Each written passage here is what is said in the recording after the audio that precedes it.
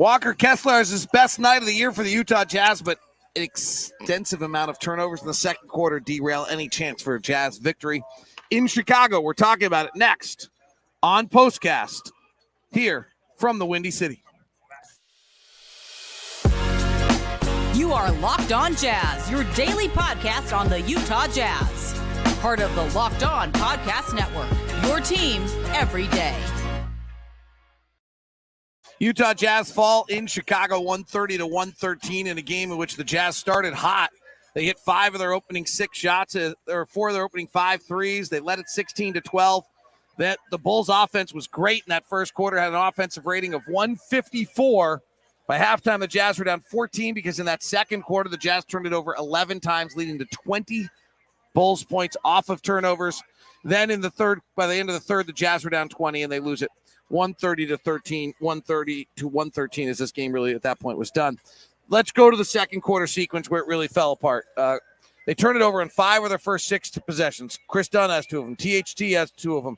Ochai has 1 of them. And then it just continues for the whole quarter. But really, it was 5 of their first 6 possessions of the second quarter. They were driving into traffic and losing the basketball. It was crazy. Like unforced errors. I mean, guys dribbling in traffic, getting the ball deflected, or getting up in the air with nowhere to go and throwing it to the defense. And boy, in that second quarter, 10 turnovers, 20 points, and boy, the ball game is over. Get really outscored, and you only get outscored 29-20 in that quarter. Right, and that really is the end of the night at that point for the Jazz when they lose at that point. I mean, you're down 14, and then I just think there's, collectively as a group right now, you've got a bunch of good guys, high character guys, but they don't have collective success as a group that they can go into their back pocket, in their reservoir of experience as a group and collectively say, okay, we're going to be okay because we did this. And I think that's really obvious right now that this group doesn't have that, because when things are getting unraveled, they're really unraveling. So, and what you're saying is there's no identity to this team. Okay, there are some teams that's okay, we're physical. They're going to foul you. I mean, they're not going to let you get to the paint. They're not but the Jazz have nothing like that. I mean, they play basketball. For the most part, they do it very, very well. Tonight, a lot of turnovers, but it's not just all about executing your offense or executing your defense or something. There has to be a certain identity that this team has that your opponents respect, or you're in the scouting report for. They also just don't have – Lauri's been great. Yes. But you need somebody else who can kind of, like, when things are going – like, I call it the Kirby Puckett factor. Remember Kirby Puckett? Kirby Puckett, like Minnesota Kirby Puckett Twins. Kirby Puckett walked onto into the locker room in, like, Game 6 of the World Series and walked in – good to see you, Adam. Keep it up. Walked into the World Series and said, Game 6, hey, just jump on my back tonight and get ready for tomorrow. And that's the night where he hits a home run to win it. Like, part of this is you got to have a guy like that, right? The Bulls have a little bit of that in DeMar DeRozan, where, like, if things start to go awry, well, we're okay because we got this. And Lauri's been great, but they don't have a second piece right now that they can really rely on to make plays for them. Jordan is just so far a shadow of what we know him to be. 3 of 14 tonight, 1 of 8 from 3, and he's the logical next choice to do it, but it's not something he's comfortable with. And you can see, listening to him talk and listening to some of the things he wants to accomplish with this basketball team. They're slow getting it done. Once the system starts to work, I think, for what the personnel that the Jazz have, then we'll probably see a much better brand of basketball. So a bunch of comments about the defense is terrible, and it was. Yes. That's true. So this is a little complicated.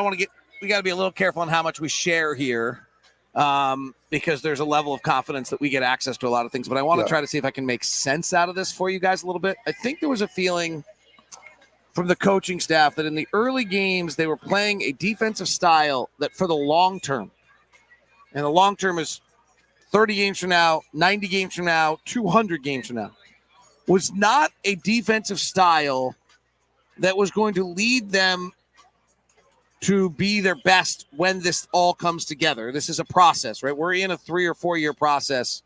We have been. We just did it really, really well in the first year, and so we all got super excited.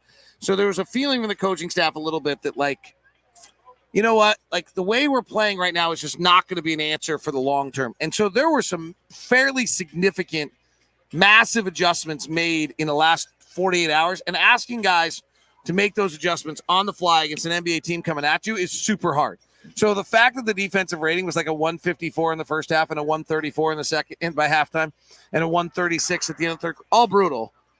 Not stunning. Like, we kind of almost got a tip that, like, hey, this could be hard for us to pick up, but we actually have some practice time right now. We have some time to do this.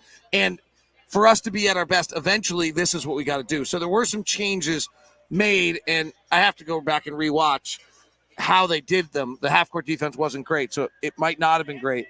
I mean, the fact is, it's really hard to play defense when you turn it over as much as they did. Yeah, and I was watching. I mean, there were times when they did it, they thought about it. The players out there that was responsible for it thought about it and got it done. And then there was times when they didn't. But, you know, these are professional basketball players. They're going to, and I'm talking about the Chicago Bulls and guys that they'll be playing against, were able to break it down, you know, because collectively it just wasn't solid enough to make it happen. We talk about shrinking the floor. Yeah, talk about that. Yeah.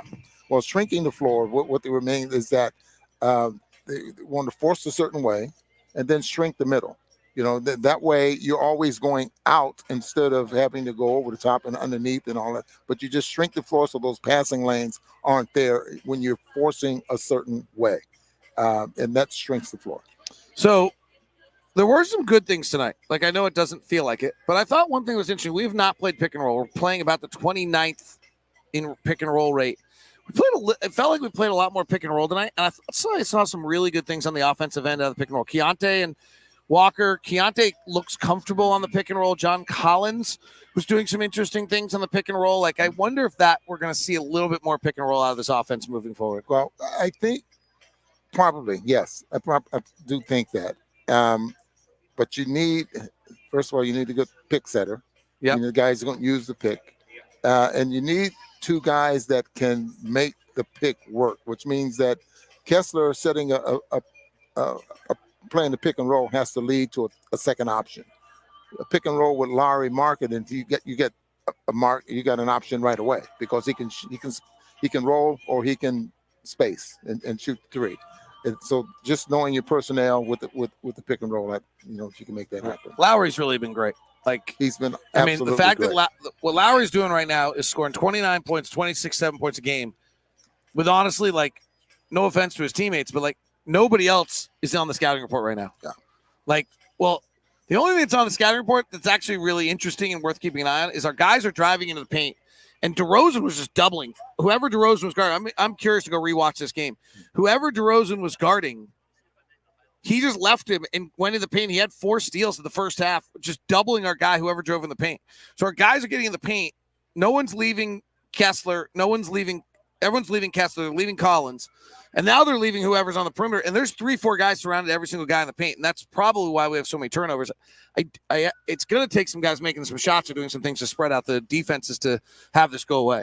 Yeah. It's just got to get better playing both ends of the floor. I mean, just that's the bottom line. And off to a very slow start. I think this is the start we thought we were getting into last season.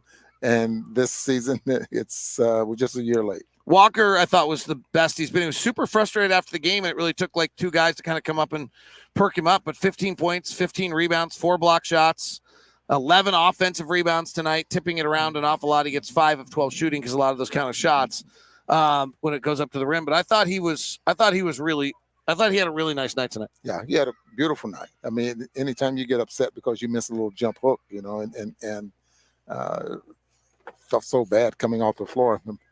Should have been an easy 2, but, you know, he missed it. But for the most part, he played a solid basketball game. He had 4 block shots there as well. Lacey seems to be a little concerned about me that I'm willing to rewatch this game. I'm only rewatching the first half. Lacey. So I don't want to belabor this point because it's done by everybody else enough, but just it's worth noting our starting guards tonight. 5 of 19 from the field, 2 of 11 from 3, 10 assists, 10 turnovers, 0 free throw attempts. Oh. That's tough. That's awfully tough. Hard to win that way. So we'll have to try to figure something out there. Congratulations to Colin Sexton. He has the 1 positive plus minus tonight. He was on the closing lineup that was +5. Our 2 stars tonight, I'm assuming, are Lauri and Walker. Without a doubt. I mean, no one else is even close. Kelly, 13.7 rebounds, 8 assists, probably deserves some love there. But all right, tough one. Jazz fall to 2-6, and in 4 of the 8, it's been ugly. So that is not a great trend. We'll see if they can figure it out. We're going to Indiana. I mean, who cares? They only scored 154 tonight. So we're going to bring the last rated half click of a button to a team that runs the most pick and roll against the last rated pick and roll defense, and they scored 154. I'm taking the Jazz. It's just the way sports work. I'm taking the Jazz. See ya.